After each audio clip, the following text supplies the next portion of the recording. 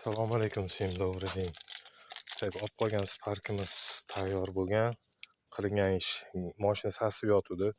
Poli полностью yechib, gilamini полностью yuvilib, tozalab, shopir tomon ikkala gubka ham almashtirilgan. Chirib ketgan ekan. Hamma detallar kraskalandi. Qo'ldan kelgancha. Patolojmanni oldin tozalashgan ekan, aralash bo'lib ketgan ekanliqlar. Bo'lib men harakat qildim однотонный qilishga. Xizmatlar bo'lsa bemalol aloqadamiz. Tak. Chixol, yangi chixol taqamiz deyishdim, bilmadim endi. O'ziga taqishadi.